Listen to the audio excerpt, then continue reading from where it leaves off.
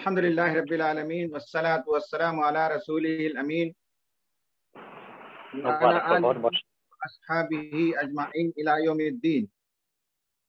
क़ाल अल्लाहु तआला फ़िल क़ुरआनिल मजीद व अऊज़ु बिल्लाहि मिनश शैतानिर रजीम बिस्मिल्लाहिर रहमानिर रहीम। कुल्लु नफ्सिन ज़ाइक़तुल मौत व इन्नमा तुवफ़्फ़ौना उजूरकुम यौमल क़ियामह फमन ज़ुहज़िहा अनिन नारि व उदख़िलल जन्नत फ़क़द फ़ाज़ वमल हयातुद दुनिया इल्ला मताउल गुरूर। सदक़ल्लाहुल अज़ीम। रब्बि इश्रह ली सदरी व यस्सिर ली अमरी वहलुल उक़दतम मिन लिसानी यफ़क़हू क़ौली। रब्बि यस्सिर वला तुअस्सिर व तम्मिम बिल खैर। सुब्हानक ला इल्म लना इल्ला मा अल्लमतना इन्नका अंतल अलीमुल हकीम। उत्तर प्रदेश मशरिक़ जमात के वाबस्तगान, ख़वातीन हज़रात, ज़िम्मेदारान और दीगर शुरकाए इज्तिमा, बड़ी खुशी और मसरत की बात है कि आज इस वर्चुअल मीडियम के ज़रिए आपसे मुलाकात हो रही है और एक अहम मौजू पर इजहार ख्याल के लिए मुझे कहा गया है, और वो है नफ्सियाती मसाइल और उनका हल इस्लामी तालीमात की रोशनी में। हमें मालूम है कि इस वक्त दुनिया पैंडेमिक के दौर से गुजर रही है। हमारे टेबल पर जो टेबल साल्ट होता है, नमक, उसका छोटा सा एक दाना उससे 10,000 गुना कम साइज वाला एक वायरस, 10,000 टाइम्स स्मॉलर, उस वायरस ने पूरी दुनिया में तहलका मचा रखा है। इंसान के तरक्की के सारे जाम को उसने चकनाचूर कर दिया और इंसान का गुरूर, खुदा से बेनियाजी, ये सब कुछ रफू चक्कर हो गया। अब ये है कि दवा तो तलाश कर ली गई है, लेकिन कहा जा रहा है कि ये वायरस इतना इंटेलिजेंट है, हालांकि ये लिविंग बीइंग नहीं है, कि म्यूटेशन करता है और अपना रूप बदल कर वो दूसरी शक्ल में आता है और नुकसान पहुंचा रहा है। म्यूटेशन कहते हैं। तो दवा जिस वायरस के लिए बनाई गई है, वैक्सीन जिसके लिए तैयार की गई है, उस वायरस के बजाय वायरस ने अपनी हैयत बदल ली। ये सब अल्लाह ताला के अजीम निशानियां हैं जो हमारे सामने इस वक्त आ रही हैं। इस पैंडेमिक ने हर चीज को मुतासिर किया। हमारे तालीमी निज़ाम को इसने मुतासिर किया, मईशत को इसने मुतासिर किया, सियासी निज़ाम को इसने मुतासिर किया, मीटिंग्स के तौर तरीके बदल गए, हमारा हेल्थ का इंफ्रास्ट्रक्चर कितना कमजोर है, कितना बोदा है, इसने साबित कर दिया। बाप बेटे का, माँ बेटे का, भाई भाई का रिश्ता कितना कमजोर है और नफ्सा नफ्सी का आलम है। यौम यफिरुल मरउ मिन अखीह व उम्मिही व अबीही व साहिबती व बनीह का मंजर खुद इस दुनिया में देखने का मौका मिल गया। पैंडेमिक हमें अपनी जिंदगी में ये पहली बार देखी है, तो खुदा से दुआ है कि ये आखिरी बार देखना हो। और इस पैंडेमिक ने हर एक को मुतासिर किया। किसी को वायरस लगा, कोविड का पेशेंट हो गया, उनमें से कुछ लोग जान बहक हो गए, दुनिया से चले गए।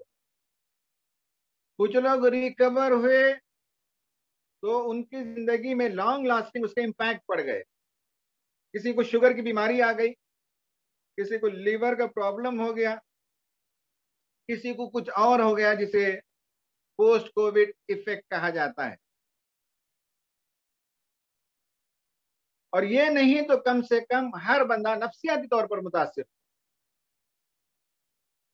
हर बंदा नहीं तो बहुत बड़ी तादाद। लेटेस्ट जो सर्वेज आए हैं उनकी रोशनी में मैं बात करूंगा।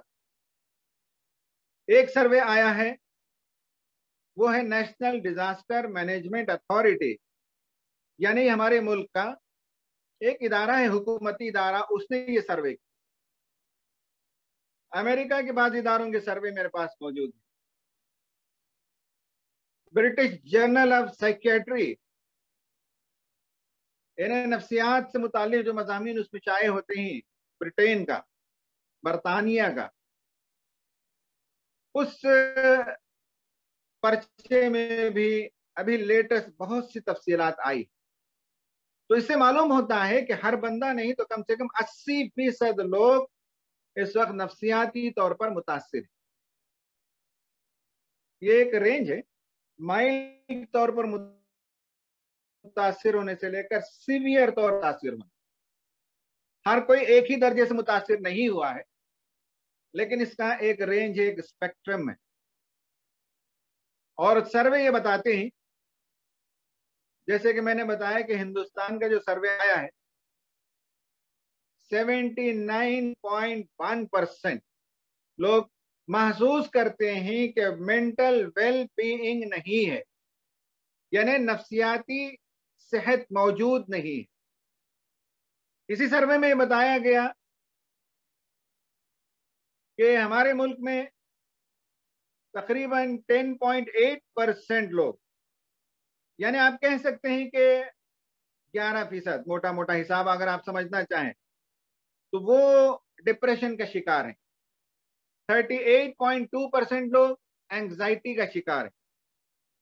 दोनों का आप मिला ले तो 49% या 50% लोग एंग्जाइटी और डिप्रेशन के शिकार। और उसी सर्वे में और आगे तहकीक करने पर पता चला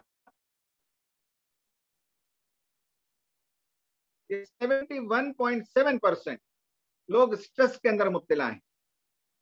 यानी यूं कह सकते हैं कि हर 4 में से एक फर्द, हर 4 में से 3 अफराद नफ्सियाती तनाव, दबाव या इज़्तिराब की कैफियत में मुब्तला है, हर 4 में से 3। और उसी सर्वे के इख्तिताम में बताया गया कि 80% लोग मेंटल वेल बीइंग नहीं पाते। देखिए, मेंटल इलनेस एक अलग चीज है, नफ्सियाती बीमार होना एक अलग है, और नफ्सियाती अदम सेहत या नफ्सियाती सेहत की अदम मौजूदगी, ये दोनों अलग चीजें हैं। नफ्सियाती बीमारी में मुब्तला होना अलग है और नफ्सियाती सेहत की अदम मौजूदगी, यानी जैसे कि इंसान आम जमाने में नफ्सियाती तौर पर मजबूत होता है, खुश-खुर्रम होता है, रोजाना अपना काम अपने वक्त पर निभाता है, हर फर्द अपने इस्तेदाद पर, एक लेक्चरर उसके हिसाब से, एक प्रोफेसर उसके हिसाब से, एक बिजनेसमैन उसके हिसाब से, एक स्टूडेंट उससे जो मुतवक्को है वो सरगर्मियां अंजाम देता रहा है। ये आम दिनों में जो कुछ हम अंजाम देते हैं उसे नफ्सियाती सेहत कहते हैं। नफ्सियाती सेहत में 3-4 अवामिल उसमें शामिल हैं। नंबर 1 ये है कि जहन की आसूदगी या जहनी खुशहाली की वो कैफियत जिसमें इंसान अपने रोल को पहचानता है। नंबर 1, उसके डेफिनेशन में, उसकी तारीफ में यह कहा गया, हर इंसान आम दिनों में अपनी रेस्पॉन्सिबिलिटी समझता है। एक औरत सुबह उठती है तो उसे मालूम है कि उसकी रेस्पॉन्सिबिलिटी ये है कि खाना पकाती है शौहर के लिए, बच्चों के लिए, बच्चों को उठाती है बिस्तर से, नहला धुला कर तैयार करती है और उन्हें नाश्ता कराती है, उनका टिफिन पैक कराती है और ले जाकर गेट तक, जब उनकी वैन आ जाती है तो स्कूल के वैन में चढ़ा देती है। She knows her responsibility. एक मर्द उठता है नमाज होने के बाद, वगैरह से फारिग होने के बाद, नहाने धोने के बाद, कपड़े उपड़े पहनकर डाइनिंग टेबल पर आता है, खाने पीने के बाद अपने जॉब पर चला जाता है, 9 बजे से लेकर 5 बजे 6 बजे तक ऑफिस में वक्त गुजारता है। वापस लौटते हुए कभी अपनी माँ से मुलाकात के लिए भाई साहब के घर चला जाता है, कभी इज्तिमा में शिरकत के लिए मस्जिद चला जाता है, कभी की बीमार पुरसी के लिए जाता है, कभी घर के लिए सौदाकारी लेने के लिए मार्केट चला जाता है, वापस लौटता है। He knows his responsibility. जब सुबह उठता है तो आदमी को मालूम है कि ये मेरे करने के काम है। नफ्सियाती सेहत में नंबर एक है कि हर फर्द को अपनी जिम्मेदारी याद है। He knows his responsibility. उस रेस्पॉन्सिबिलिटी को अदा करने में जो तनाव या जो दिक्कतें आती हैं, आम जमाने में इंसान उन्हें आसानी से झेल लेता है। नफ्सियाती सेहत पर मैं बात कर रहा हूं। नफ्सियाती मसाइल को समझने के लिए नफ्सियाती सेहत, इसे समझना चाहिए। नफ्सियाती सेहत ये है कि अपनी रेस्पॉन्सिबिलिटी को इंसान आम दिनों में समझता है, उस रेस्पॉन्सिबिलिटी को अदा करने में जो दिक्कतें पेश आती हैं उन्हें बसहूलत, आराम के साथ उनसे निमट लेता है। मसलन तलबा को कॉलेज जाना है, बसों में टाइटली पैक होकर जाते हैं, एक तनाव की कैफियत है, इसमें एक प्रेशर है, लेकिन आम दिनों में उसे बर्दाश्त कर लेता है। या साइकिल से जाना है स्कूल तक 2 किलोमीटर, या गांव के बच्चे पैदल जाते हैं, या औरत को सुबह जब उठती है तो उसे अपना ओन एक प्रेशर होता है।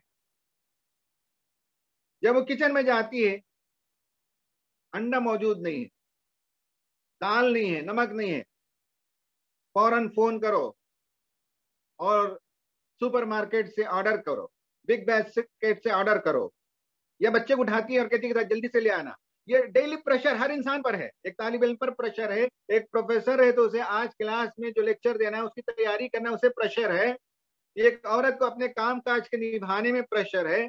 एक डॉक्टर को आज जो सर्जरी करनी है उसका दबाव है, और नॉर्मल दिनों में उन्हें बर्दाश्त करता है, आसानी से उससे निमट लेता है। Knowing your responsibility, dealing with tension and problems ordinary तौर पर, और वर्किंग फ्रूटफुली, और इंसान दिन भर में प्रोडक्टिव होता है और काम करता है, और उसका काम समर आवर होता है। एक लेक्चरर कॉलेज जाता है और लेक्चर देकर कामयाबी से लौटता है। एक औरत किचन में जाती है, कामयाबी से अपना काम धाम करके बेडरूम में वापस आती है। एक टेलर अपना काम करता है प्रोडक्टिव, उसका दिन जो है समर आवर होता है, उसकी कारगुजारी होती है। एक तालिब इल्म स्कूल और कॉलेज जाता है और वापस लौटता है तो वो प्रोडक्टिव आता है। नफ्सियाती सेहत में ये तीन चीजें शामिल: knowing your responsibility, dealing with tension, routine tension या रूटीन जो स्ट्रेस होता है उससे डील करना बसहूलत, और तीसरे नंबर पर दिन कामयाबी से गुजारना, और उसके इख्तिताम पर इंसान कुछ ना कुछ पाता है। यह है नफ्सियाती सेहत। इसमें कमी आ जाए, इनमें से कोई एलिमेंट मौजूद ना हो, तो नफ्सियाती मसाइल शुरू होते। आप अपनी जिम्मेदारी अदा नहीं कर पाते। तालिब इल्म कॉलेज नहीं जा रहा है, स्कूल नहीं जा रहा है, तो आप अपनी रेस्पॉन्सिबिलिटी अदा नहीं कर रहे हैं, तो नफ्सियाती सेहत से नफ्सियाती मसाइल की तरफ आप 1/3 मुंतकिल हो गए। रोजाना अपने काम को अदा करने में जो मसाइल आते हैं उससे इंसान बसहूलत निमट लेता है, लेकिन लॉकडाउन के नतीजे में सब्जी वक्त पर नहीं, तरकारी वक्त पर नहीं, हॉस्पिटल जाने के लिए दिक्कत है, और ऑटो अवेलेबल नहीं है, बीमार हो जाने के नतीजे में ऑक्सीजन अवेलेबल नहीं है, मेडिसिन अवेलेबल नहीं है। ये नफ्सियाती सेहत से नफ्सियाती मसाइल की तरफ एक और 1/3 आप मुंतकिल हो। और जब दिन गुजरा तो आम दिनों में प्रोडक्टिव दिन गुजरा, और घर में खाली बैठे बैठे नॉन प्रोडक्टिव दिन गुजरा, तो नफ्सियाती सेहत से नफ्सियाती मसाइल की तरफ हम मुंतकिल हो गए। नफ्सियाती मसाइल को मैंने आपको समझाया है कि क्या मसला है नफ्सियाती तौर पर, जहन का क्या मसला है, माइंड में क्या प्रॉब्लम होता है। ये तीन काम जो आम दिनों में करते हैं, लॉकडाउन के नतीजे में, वायरस के नतीजे में, वबा के नतीजे में कहीं ना कहीं किसी को 1/3 इम्पैक्ट हुआ, किसी को 2/3 इम्पैक्ट हुआ, किसी को पूरा का पूरा इम्पैक्ट हुआ, और घर में महसूर हो गए, बच्चे भी, बूढ़े भी, मर्द भी, औरतें। इसके नतीजे में बड़े मसाइल पैदा हो गए। मैं इंशाल्लाह इस पर और कुछ चीजें वजाहत करूंगा पहले, फिर मैं इस्लामी की तरफ में आऊं। अभी जो लेटेस्ट सर्वे पे मैंने बताया कि में, क्योंकि ये कॉमन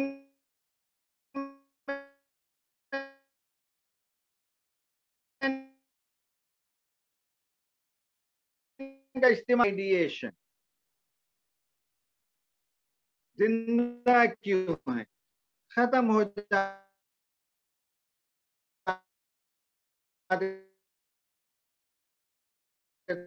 तो अच्छा।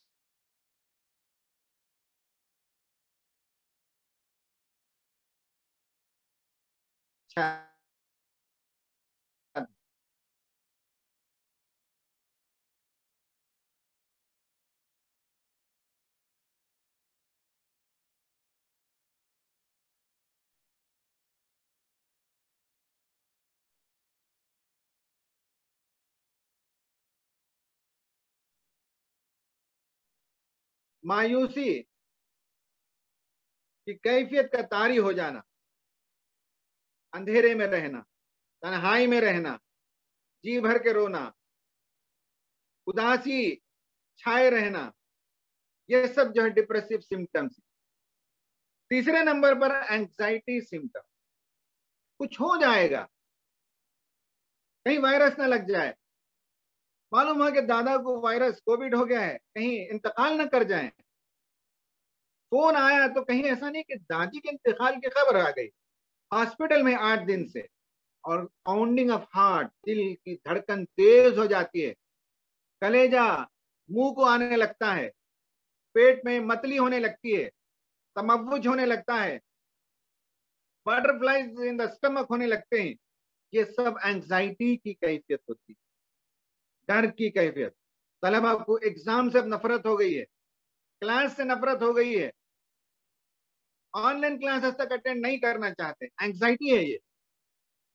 और अगर माँ बाप मजबूर करते हैं तो सामने गैजेट है और उसमें वीडियो और माइक्रोफोन दोनों को बंद कर देते हैं और कुछ गेम्स, वीडियो गेम्स खेल रहे हैं, कुछ टाइम पास कर रहे हैं। एंजाइटी है ये, स्क्रीन नहीं देखना चाहते, पढ़ना नहीं चाहते, एग्जाम में नहीं जाना चाहते, और एक अननोन फियर है जो दिमाग के अंदर छाया हुआ है, खौफ की कैफियत, मौहूम खौफ। ये नफ्सियाती मसला नंबर 3 है। नफ्सियाती मसला नंबर 4 है डिफीट, शिकस्त खोर्दगी का एहसास।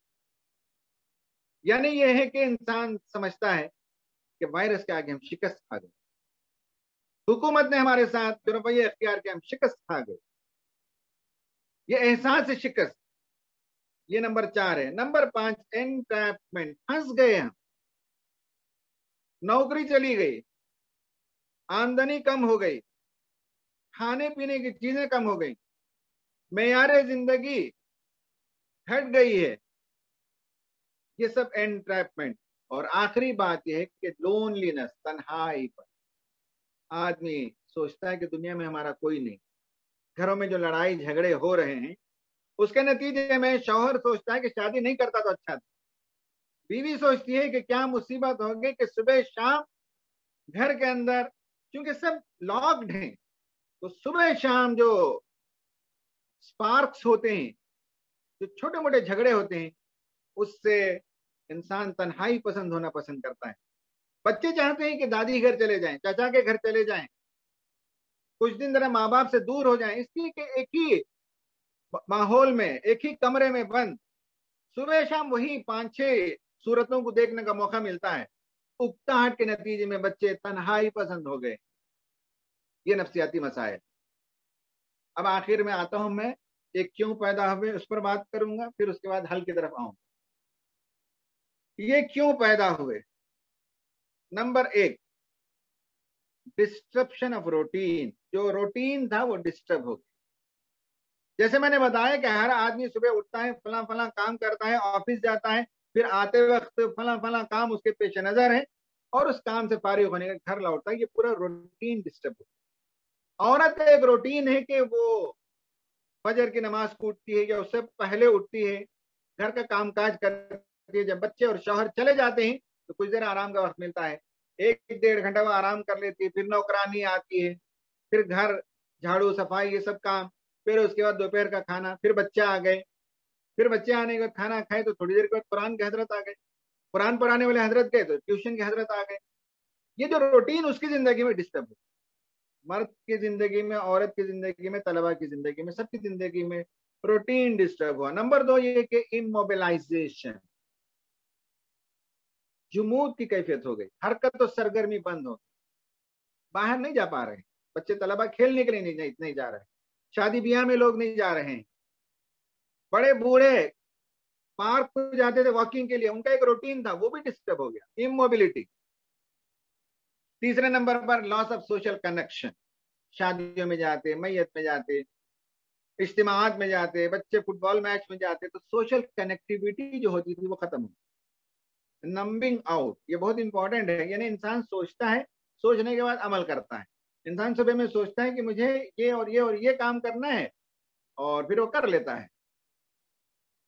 सुबह उठते हैं हम फहरिस्त बनाते हैं, बाल बनाने के लिए जाना है, बैंक को जाना है, बच्चे का फी अदा करने के लिए स्कूल जाना है, फिर उसके बाद अपने ऑफिस को चले जाना है, फिर वापस में फलां करना है। नंबिंग आउट, जो सोचता है वो करता है। नंबिंग आउट का मतलब है इंसान जो सोचता है वो कर नहीं पाता। तो जहन ही में हर दिन सोचना अमल नहीं करना, सोचना अमल नहीं करना, सोचना अमल नहीं करना, इससे इंसान को जबरदस्त नफ्सियाती तकलीफ होती है। नंबिंग आउट, जो सोचता है वो कर नहीं पाता। Loss of sense of time, वक्त का एहसास खत्म हो गया, बिलखुसूस बच्चों को। रात उनके लिए अब दिन है और दिन उनके लिए रात। 2 बजे जब उठे तो उनके लिए नाश्ते का वक्त है, और रात के 3 बजे उनके रात के खाने का वक्त होता है। पूरा टाइम का सेंस खत्म हो गया। लॉस ऑफ सेफ्टी, वायरस का अटैक हो जाएगा, ये एहसास है, सेफ्टी का एहसास नहीं है। जॉब चली जाएगी, इसका जो है लॉस ऑफ सेफ्टी, यानी ये है कि अब इंसान मैं महफूज हूं हर लिहाज से, इसका एहसास उसे खत्म होने लगा। और आखिर में सेंस ऑफ पर्पस, जैसे मैंने इससे पहले बताया, हर इंसान जब सुबह उठता है तो उसका एक पर्पस होता है, वो खत्म हो जाता है। ये नफ्सियाती मसाइल हैं जो इस वक्त घर घर की कहानी है।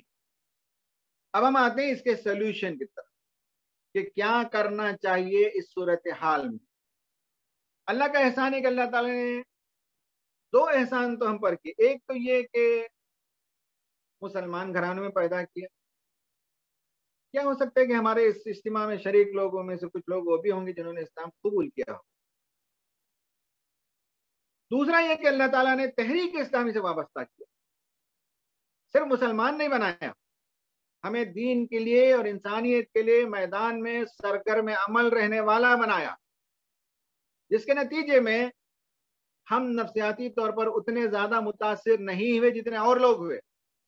हमारी नफ्सियाती सेहत अल्हम्दुलिल्लाह बड़ी तादाद में बरकरार रही। अपनी जिंदगी को रिस्क में लगाकर, जान जोखम में डालकर दूसरों की मदद में हम लगे रहे। हमारे कारकुनान माशाल्लाह मैदान में रहे। हमारे कितने कारकुनान हैं जो दवा पहुंचाते रहे, ऑक्सीजन सिलेंडर पहुंचाते रहे। यहाँ मरकज में माशाल्लाह रमजान के जमाने में 24 घंटे कॉल सेंटर चलता था। हमारे उन तलबा को देखकर रुआ रुआ खुश हो जाता था कि लगातार बैठे हुए सीरियसली कान में लगाए हुए ईयरफोन, इधर से कॉल आ रहा है, एंट्री डाल रहे हैं, फिर कॉल कर रहे हैं बेंगलुरु को, कलकत्ता को कॉल कर रहे हैं, इधर मध्य प्रदेश कॉल कर रहे हैं, भाई सिलेंडर अवेलेबल है क्या, ऑक्सीजन बेड अवेलेबल है क्या। दूसरों के लिए जीना, यही असल जीना है। जो लोग खुद अपनी जात के लिए जीते रहे, उन्हें पता चल गया कि जब लॉकडाउन आ गया तो अपने लिए जीना बेफायदा हुआ। अब उन्हें दूसरों की मदद की जरूरत हुई, तब उन्हें एहसास हुआ कि जैसे दूसरे हमारी मदद कर रहे हैं, हमें भी अच्छे जमाने में दूसरों की मदद करनी चाहिए थी। तो हमको अल्लाह ने 2 एहसान, तहरीक से वाबस्ता किया, मुसलमान बनाया, ईमान की दौलत से मालामाल किया, और तहरीक से वाबस्ता किया, जिसके नतीजे में ये प्रॉब्लम जो मैंने आपको गिनवाए हैं, उनमें से बहुत से प्रॉब्लम से आप फारिग हैं। आपको उन प्रॉब्लम ने छुआ तक नहीं। कुछ कुछ असर हुआ होगा, बच्चों को हुआ होगा, बड़ों को हुआ होगा, या आपके रिश्तेदारों को हुआ होगा जो आपने करीब से देखा है। तो अब आप जो है रेस्क्यूअर का रोल प्ले करेंगे। आप उन लोगों को वहां से कैसे निकालेंगे उस नफ्सियाती मसाइल से, ये अब आपका किरदार होगा। इसमें एक काम यह है कि एट पर्सनल लेवल आपको जो कुछ मालूम है उसके जरिए से लोगों को नफ्सियाती सेहत दीजिए, परेशानी से निकालिए। और एक काम यह है कि आप अपने यूनिट पर, जैसे आपने मेडिकल कैंप लगाया, जैसे आप खाना खिलाने के लिए काउंटर लगाते रहे, वैसे ही नफ्सियाती सेहत के लिए भी एक कैंप लगाइए।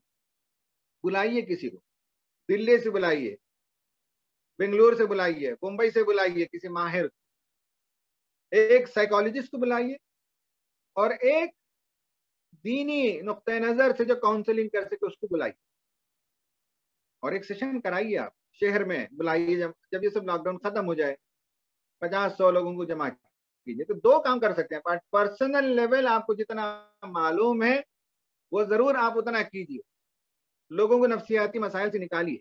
दूसरा ये है कि जैसे आप मेडिकल कैंप लगाते हैं, जैसे आप राशन किट तकसीम करते हैं, वैसे ही आप मेंटल हेल्थ के कैंप लगाइए और एक्सपर्ट्स को बुलाइए। 50,000, 25,000 रुपए, लाख रुपए खर्च कीजिए और 100-200 लोगों का फायदा पहुंचाइए। ये आप कर सकते हैं आसानी से।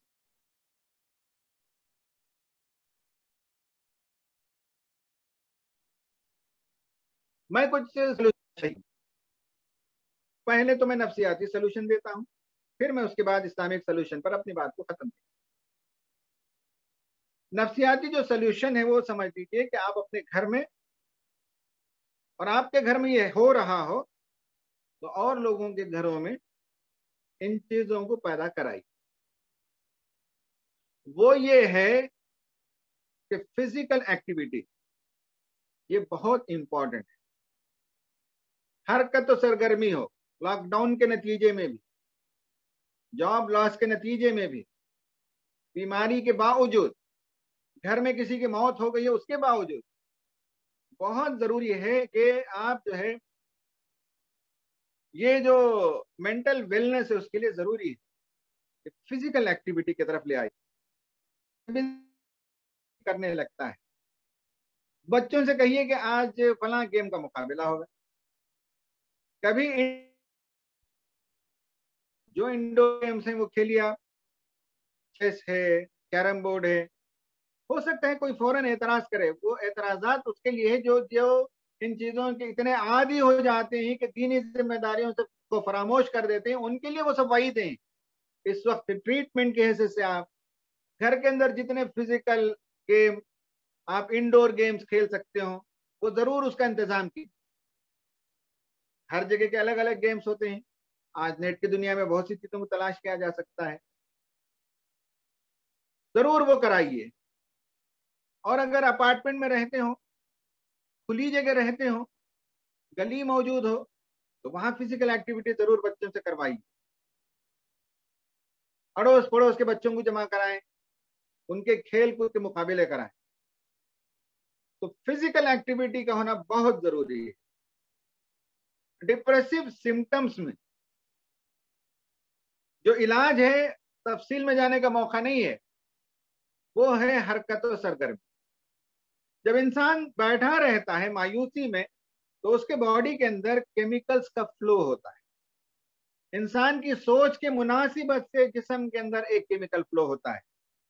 जब आप खाने का ख्याल करते हैं या खुशबू आती है, तो उसके नतीजे में केमिकल फ्लो होता है, यानी मुंह में लुआब आने लगता है। किसी मरे हुए आदमी या किसी सानिहा को याद करते हैं तो एक केमिकल फ्लो होता है जो आंख में आंसू की शक्ल में आती है। हर सोच के लिए एक करस्पॉन्डिंग केमिकल होता है। और जो सैड रहते हैं, गमगीन रहते हैं, उनके बॉडी के अंदर कॉर्टिजोल फ्लो होता है, यानी इंसान को यूं बना देता है। और उसका मुकाबला यह है कि खेल कूद करने के नतीजे में पॉजिटिव केमिकल्स आते हैं बॉडी के अंदर, और पॉजिटिव केमिकल जब आते हैं तो उसका काउंटर होने लगता है, हरकत और सरगर्मी आती है। ये बहुत जरूरी है इस जमाने में। नंबर 2 ये है कि घर के माहौल में खासकर बड़े लोगों को चाहिए कि अपने जज्बात पर कंट्रोल रखें और लॉफ्टर, हंसी मजाक का माहौल बनाकर रखें। अब हो गया ये कि बच्चों से जो मुतालिबे हैं सुबह शाम के वक्त पर नहीं उठा, बिस्तर उसने तह नहीं किया, खाए हुए बर्तन को नहीं उठाया, नमाज वक्त पर नहीं पढ़ा उसने, और फला नहीं किया, फला नहीं किया, नहीं करने की जो पूरी फहरिस्त है, ये सुनाने के नतीजे में घरों के अंदर रिफ्ट पैदा होता है, मायूसी की कैफियत पैदा होती है। माँ बाप को चाहिए कि इसको समझें कि आप अपने बच्चों की नफ्सियाती सेहत चाहते हैं तो इस जमाने में क्रिटिसाइज न करें, हंसी मजाक का माहौल बनाइए। लॉफ्टर, लॉफ्टर के नतीजे में भी पॉजिटिव केमिकल्स आते हैं। डोपामाइन आता है बॉडी के अंदर, डोपामाइन एक केमिकल जिससे इंसान को फरहत इंबिसात की कैफियत आती है, खुशी होती है। और इंसान, बच्चे खासकर देखेंगे आप, उछलते कूदते बहुत हैं, उस वक्त उनकी बॉडी के अंदर डोपामाइन बहुत होता है। ये अल्लाह ने केमिकल्स बनाए हैं। खुश रहने के लिए अलग केमिकल है, गमगीन के अलग केमिकल है, गुस्से वाले के केमिकल्स अलग होते हैं, मायूसी के केमिकल्स अलग होते हैं, सुसाइडल टेंडेंसी के केमिकल्स अलग होते हैं। ये सब जो है कीमियाई अनासिर बदन के अंदर अल्लाह ताला ने रखे और उसका इम्पैक्ट होता है। नंबर 2 ये है कि घर के अंदर तनकीद के माहौल को कंट्रोल कीजिए और लॉफ्टर का माहौल पैदा कीजिए, हंसने का माहौल पैदा कीजिए। ये माँ बाप कर सकते हैं। नाराज होना जरा कम कीजिए, गुस्सा करना जरा कम कीजिए, तनकीद करना कम कीजिए, शिकायतें करना कम कीजिए। अब आम जमाना नहीं है, शिकायतें न कीजिए। जमाना जो है बहुत मुश्किल है, और अगर बच्चे मेंटली प्रॉब्लम का शिकार हो जाएं तो आप खो देंगे उनको, लाखों रुपए खर्च करने पड़ेंगे। उससे बेहतर है कि आप बर्दाश्त करें और घर के माहौल को बदलें। नंबर 3 ये है कि क्रिएटिव एक्टिविटीज की तरफ, क्रिएटिविटी जब इंसान करता है, तख्लीकी सलाहियत को जब उजागर करता है तो उसके नतीजे में भी इंसान की नफ्सियाती सेहत बनती है। क्रिएटिविटी, शायरी करना एक क्रिएटिविटी है, आर्ट और पेंटिंग करना एक क्रिएटिविटी है, कप केक्स बनाना, चॉकलेट्स बनाना, होममेड चॉकलेट एक क्रिएटिविटी है।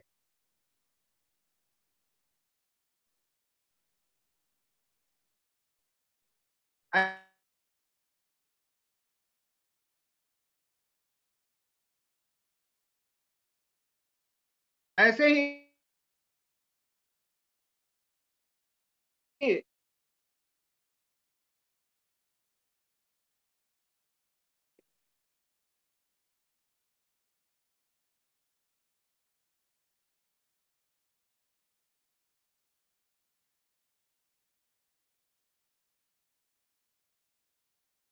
को फरोग दीजिए जिससे नफ्सियाती सेहत बनती है। ये सब चीजें होनी चाहिए। रसूल सल्लल्लाहु अलैहि वसल्लम की जिंदगी में आप देखिए, बच्चों के साथ कैसे बातें करते थे, घर में काम काज करते थे, अपनी बीवियों के साथ जो बातें करते थे वो क्रिएटिव बातें थी, नई नई बातें थी। उस जमाने में लोगों को नहीं मालूम था। इबादतों के मसाइल बयान करते थे, तहारत के मसाइल बयान करते थे, जंगों की स्ट्रेटेजी बात करते थे, कौमों के वाकयात सुनाते थे। और आप बज़िला संज भी थे, ह्यूमरस भी थे। बड़ों से भी जब दिल लगी की बात करनी हो तो वैसे ही करते थे, बच्चों के साथ भी इस तरह से हंसी मजाक करते थे। आप सल्लल्लाहु अलैहि वसल्लम की जिंदगी मोस्ट बैलेंस्ड। आप सल्लल्लाहु अलैहि वसल्लम की जिंदगी से हमें ये सब चीजें सीखने की जरूरत है। फिजिकल एक्टिविटी, क्रिएटिविटी, रसूलुल्लाह की जिंदगी में हर चीज में क्रिएटिव तरीके से आपने काम किया। हिजरत का पूरा वाकया, उसमें क्रिएटिविटी आप पा सकते हैं। जंगे बदर का जो नक्शा आपने बनाया उसमें आप क्रिएटिविटी पा सकते हैं।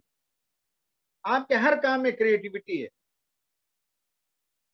Physical activity, laughter and creativity, हरकत सरगर्मी, बजला संजी, हंसी मजाक और तख्लीकी सलाहियतों को उजागर कर, ये आम तौर पर घरों में जो किया जा सकता है। मैंने आम जुबान में ये बातें कही। पेचीदा बातें या जो नफ्सियाती मर्ज में मुब्तला हो उसे उससे निकालने के लिए मैं जब काउंसलिंग करता हूँ तो जो बातें मैं उनको बयान करता हूँ वो आपको मैंने बयान नहीं किया, वो अलग चीजें ही। वो कोई एंग्जाइटी का पेशेंट आता है तो एंग्जाइटी को कैसे निकाला जाता है वो एक टेक्निकल चीज है, मैंने टेक्निकल बातें नहीं कही। कोई आदमी डिप्रेशन का शिकार हो तो मैं डिप्रेशन के लिए पूरा एक प्रोसेस से गुजारता हूँ और डिप्रेशन से लोगों को निकालता हूँ। वो टेक्निक मैंने आपके सामने बयान नहीं किया। कॉमन मैन के लिए वो जरूरी नहीं है, कॉमन मैन के लिए जरूरी है। और आप बहसते काउंसलर, आप बहसते कारकुन जमात के, अपने अतराफ में, अपने रिश्तेदारों में, भाई बहनों में ये बातें आम कीजिए। घर का माहौल चेंज करें, खुशगवार माहौल बनाइए, तनाव की कैफियत को दूर करें, तो इंशाअल्लाह आने वाला जमाना बहुत ही गंभीर जो आने वाला है उसमें ये घर वाले सेहतमंद रहेंगे। कोविड जितना प्रॉब्लमेटिक है उससे ज्यादा प्रॉब्लम कोविड के बाद मेंटल इश्यूज आने वाले हैं, याद रखिए। आइंदा 2 साल के अंदर जो संगीन मसाइल आने वाले हैं, एक है कि माशी बहरान आने वाला है और दूसरा नफसियाती मसाइल आने वाले हैं। और मैं आपको ये बात भी बता दूं कि हमारा मुल्क जो है इस सिलसिले में बहुत ही लूजली इक्विप्ड है। मेंटल हेल्थ का इंफ्रास्ट्रक्चर आम हेल्थ के इंफ्रास्ट्रक्चर से और कमजोर है। हेल्थ का इंफ्रास्ट्रक्चर उसकी क्या सूरत हाल है हमने देख ली है, मेंटल हेल्थ का इंफ्रास्ट्रक्चर और कमजोर है हमारे मुल्क के अंदर। माशी बहरान पहले इससे है, माशी कमर टूट गई है और उस पर और मजीद 3 करोड़ लोगों के जॉब चले गए हैं इस पैंडमिक में।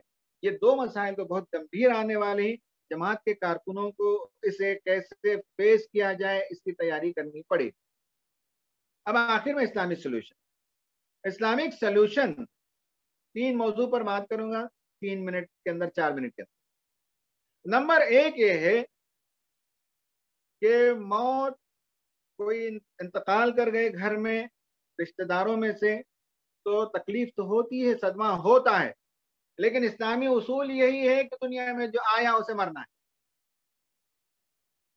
और मैंने जो आयत तिलावत की आपके सामने, उसमें तो यही कहा गया, सूरह आल इमरान आयत नंबर 185 में, कुल्लु नफ्सिन जायक़तुल मौत, हर मुतनफ्फिस को मौत का मजा चखना है। व इन्नमा तुवफ़्फ़ौना उजूरकुम यौमल क़ियामा, और क़यामत के रोज तुम्हारे अमाल का अजर पूरा पूरा दिया जाए। और उस दिन जो जहन्नम की आग से बचा लिया गया और जन्नत में दाखिल कर दिया गया वो शख्स कामयाब है। और ये रही है दुनिया की जिंदगी एक धोखे की टट्टी के अलावा कुछ नहीं। कुरान ने दूसरी जगह ये कहा, सूरह अनकबूत में आयत नंबर 64 में, वमा हाज़िहिल हयातुद दुनिया इल्ला लहवुन व लइब, ये दुनिया की जिंदगी एक खेल कूद है, इसके अलावा कुछ नहीं है। व इन्न दारल आखिरत लहियल हयवान, और हकीकत में जीने की जगह, जिंदगी की जगह, जिंदगी का मजा उठाने की जगह आखिरत है। लो कानू यालमून, काश के लोग इस हकीकत को जान लेते। ये पहली बात है। एक किताब है शौक वतन, अल्लामा अशरफ अली थानवी रहमतुल्लाह अलैह, बड़ी प्यारी किताब है, सिर्फ हदीसों को उन्होंने जमा किया। उसमें बताया कि मोमिन का असल वतन आखिरत है, उसका शौक पैदा होना चाहिए। और उसमें उन्होंने बताया, हजरत अनस रज़ियल्लाहु ताला अन्हु के से रिवायत करता हदीस है कि नबी करीम सल्लल्लाहु अलैहि वसल्लम ने फरमाया कि ताउन से मुसलमान के लिए शहादत का दर्जा मिलता है। वो भी एक वबा थी, ये भी एक वबा है कोविड, और भी बहुत से किस्म की वबाएं आती रही। तो वबा में जो मर जाए, बुखारी और मुस्लिम की हदीस है कि उससे शहादत का दर्जा मिलता है। बताइए कि अगर कोई आपके घर में इंतकाल कर गए हो तो क्या किसी के शहीद होने पर आप अफसोस करेंगे? शहादत का दर्जा मिल जाए। आप में से उलमा, बेशतर उलमा ही वो ज्यादा बेहतर इन चीजों को जानते हैं। हजरत अबू हुरैरा से रिवायत है, ये भी बुखारी और मुस्लिम के हवाले से, मौलाना ने लिखा है कि शहादत 5 किस्म के हैं। उनमें से ताउन में मरने वाला, पेट के दर्द से मरने वाला, डूब कर मरने वाला, मकान के गिरने की वजह से मरने वाला, और जिहाद में मरने वाला, ये 5 लोग शहीद हैं। हजरत आयशा सिद्दीक़ा रज़ियल्लाहु ताला अन्हा से रिवायत है कि उन्होंने नबी सल्लल्लाहु अलैहि वसल्लम से वबा के बारे में, ताउन के बारे में पूछा, पैंडेमिक के बारे में। तो आप सल्लल्लाहु अलैहि वसल्लम ने फरमाया कि बास के लिए एक तरह का अजाब है, यानी कुफ्फार मुशरिकीन के लिए, जिन पर अल्लाह ताला चाहते ये अजाब मुसल्लत करता है। इसके बिलमुकाबिल अहले ईमान के लिए इसे अल्लाह ने रहमत बनाया। ये बुखारी के हवाले से इस हदीस को कोट किया है। तो मर गए हों अगर कोई, या आप काउंसलिंग कर रहे हो और जो लोग मर गए हो तो उनकी ये हदीस सुनाई। दूसरी बात यह है कि जिन के जॉब चले गए, नौकरी खत्म हो गई, मुआशी तौर पर कमजोर हो गए, उन्हें ये बताना चाहिए कि अल्लाह ताला इन्नल्लाह हुवा रज़्ज़ाक़ु ज़ुल क़ुव्वतिल मतीन, अल्लाह ताला रज़्ज़ाक़ है, वही रिस्क अता करता है, वो जोर वाला है, कुव्वत वाला है। वो अगर किसी का जॉब छीन ले तो अल्लाह ताला आगे की राहें खोलता है। एक दरवाजा बंद होता है तो 100 दरवाजे खोलता है। हो सकता है कि 10,000 का जॉब चला गया, लेकिन नए अंदाज से बिजनेस शुरू करे तो 10 के बजाय 25,000 रुपए इंसान कमा ले सकता है। क्रिएटिविटी का जमाना है, नए अंदाज से कमाने के लिए राहें शायद अल्लाह ताला खोल रहा है। ये उन्हें बताइए कि मोमिन जो है शिकस्त नहीं खाता है। मैंने बताया ना नफ्सियाती मसाइल में कि एंट्रैप महसूस नहीं करेगा मुसलमान, डिफीट शिकस्त खोर्दगी महसूस नहीं करेगा, वो फाइट करेगा जिंदगी के मसाइल से। और एक दरवाजा बंद हो गया तो 10 दरवाजे 100 दरवाजे उसके लिए खुलेंगे, उसके लिए वो जांफिशानी करेगा, तगदो करेगा, सरगर्मी दिखाएगा। तो रिस्क का मामला अल्लाह ताला ने ये कहा वकअय्यिम मिन दाब्बतिन ला तहमिलु रिज़्क़हा। कुरान ने कहा कि वकअय्यिम मिन दाब्बतिन ला तहमिलु रिज़्क़हा, कहा कि कोई जानवर जमीन में जो चलता फिरता हो वो ऐसा नहीं कि अपना रिस्क उठाए फिरता हो। अल्लाह यर्ज़ुक़ुहा, अल्लाह ताला उन्हें रिस्क देता है। व इय्याकुम, और तुमको भी वही रिस्क देता है। व हुवा समीउल अलीम, वो सुनता भी है जानता भी है। तुम्हारा जॉब चला गया वो जानता है, अल्लाह से दुआ करो तो वो सुनता भी है। और तीसरी बात यह है कि बीमारी के सिलसिले में शिफा अल्लाह ताला ही देता है, ये भी हमें मालूम है। व इज़ा मरिज़तु फहुवा यशफीन, जब मैं मर्ज में मुब्तला होता हूँ तो वो वही है जो देता है। ये दुआ मौका ने रिस्क में तंगी आ गई हो या नौकरी चली गई हो या माशी तौर पर परेशान हाली का शिकार हो, तो मालूम होना चाहिए कि अल्लाह ताला रिस्क के जिम्मे उसने ले रखा है अपने जिम्मे, और रिस्क रसानी वो करता है। जानवरों को, चरिंदों परिंदों को जब वो खिलाता है तो हमें भी अल्लाह ताला जरूर रिस्क अता करेगा। और तीसरा ये है कि मर्ज में अगर मुब्तला हो तो शिफा वही देता है। क्योंकि बाद कुरान में जो दुआ है अय्यूब अलैहिस्सलाम की, वो दुआ यही है कि रब्बी अन्नी मस्सनी दुर्र व अंत अरहमुर राहिमीन, परवरदिगार मुझे बीमारी ने छू लिया है। बहुत गंभीर बनाकर पेश नहीं किया, टच कर लिया है बीमारी ने। वो अंत अरहमुर राहिमीन, रहमत जिसमें है वो अता कर मुझे, तेरी रहमत से मैं करीब तर हो जाऊं। अब किसमें रहमत है मैं नहीं जानता, तू बेहतर जानता है। बीमारी से शिफा मिल जाए इसमें रहमत है, फाइन। बीमारी ही में रहने में रहमत है, फाइन। बीमारी से मर जाने में रहमत है, फाइन।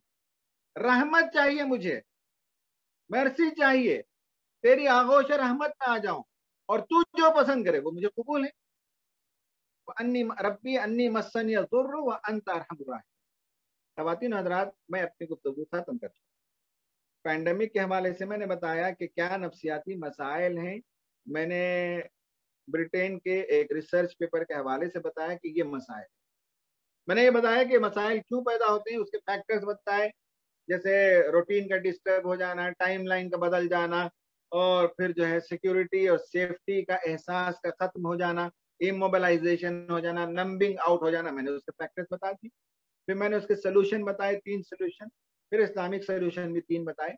अल्लाह ताला से दुआ है कि अल्लाह तबारक व तआला ये जो वबा आई है जल्द अज जल्द इंसानियत को उससे राहत अता। इस वबा से जो हमारे रिश्तेदार, जान पहचान के लोग, तहरीक के लोग इंतकाल कर गए हों, अल्लाह ताला उन्हें शहादत का दर्जा, जो हम में से बीमार हों अल्लाह ताला उन्हें शिफाए कुल्ली अता। और शिफा पाने के बाद जो पोस्ट कोविड इम्पैक्ट में आ गए हों अल्लाह ताला उन्हें भी मुकम्मल शिफाया भी अता फरमाए, ऐसी शिफा कि जिसमें बीमारी का कोई हिस्सा बाकी रहने ना पाए।